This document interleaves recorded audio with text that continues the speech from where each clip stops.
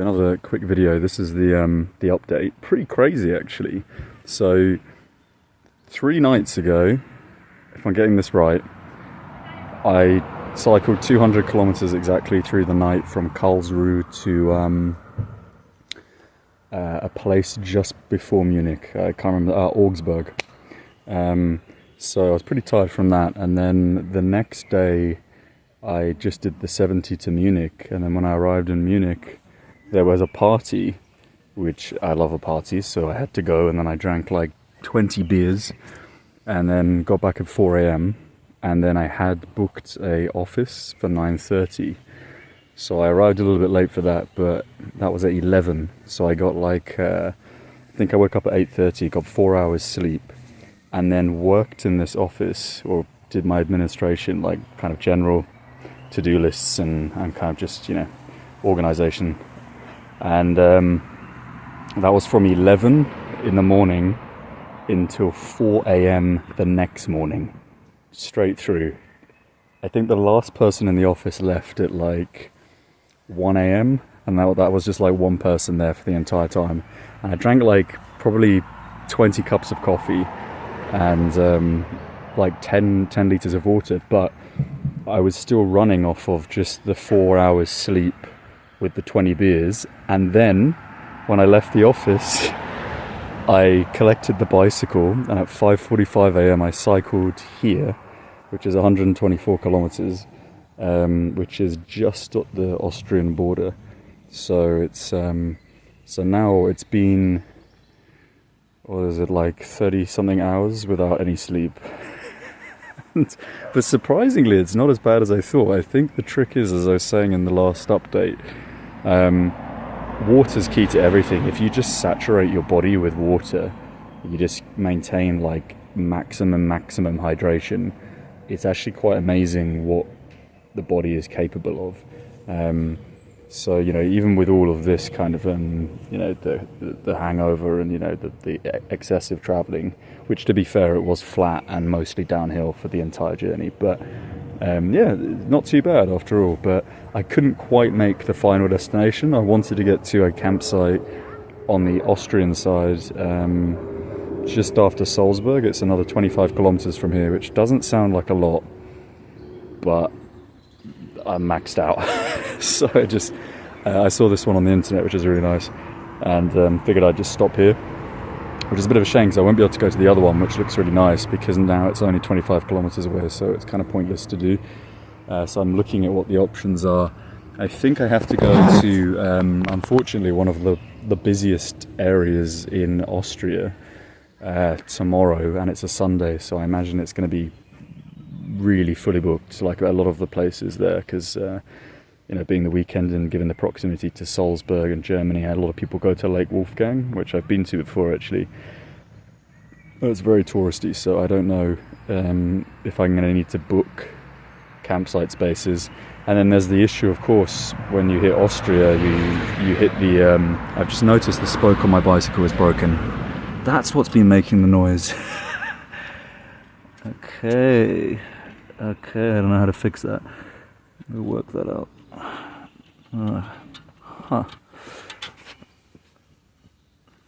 Anyway, what I was saying is, yeah, so obviously when you get to Austria, it's mostly steep ascents.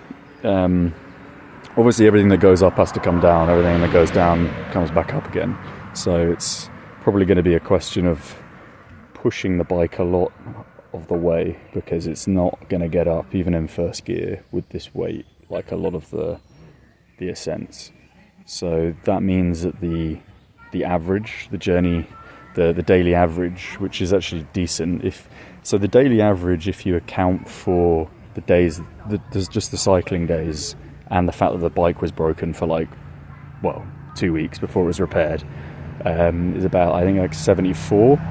Yeah, with the 3 days of zero, it's 63, which isn't very good, given that, yeah, like Belgium, France and Germany are pretty much flat and the roads are really good. So that's not really a good baseline to have for the coming countries. But of course, you know, there'll be improvements. But yeah, so it'll be interesting to see what that's about.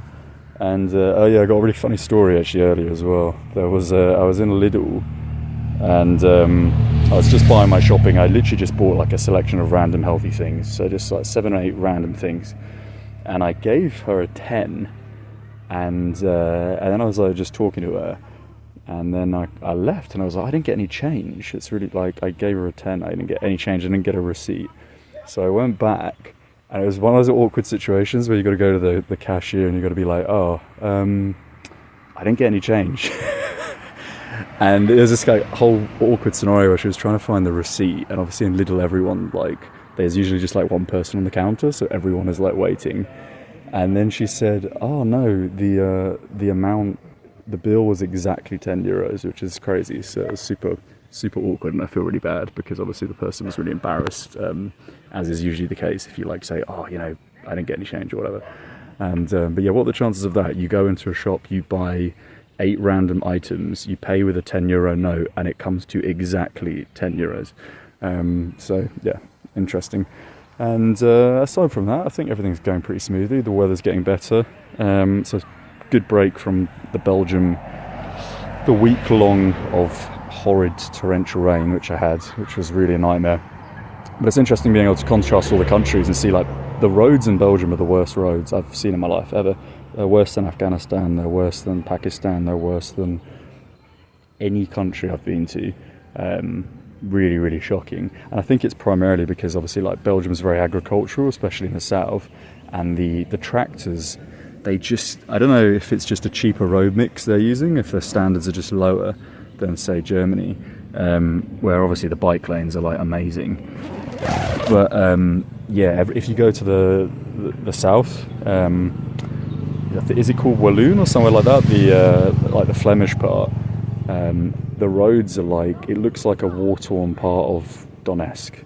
Like it really looks like that. Like every road is just covered in potholes, and for cycling it was really quite a nightmare. But yeah, I guess that's the update for today, and so I'll just post this through, and yeah, tomorrow I've got to work out what I'm doing because I don't know how bad the elevation is going to be, so I'll just have to essentially pocket and maybe reserve a campsite around the 60k mark, because I think, again, being the weekend, just kind of getting through Salzburg with all the like cars and the stopping is going to be quite time consuming. And then I've noticed there is you know, obviously a bit of an ascent immediately when you leave the city and you enter into the countryside, so it's kind of just going to be a test run for the rest. And yeah, I'll leave it there. Cool.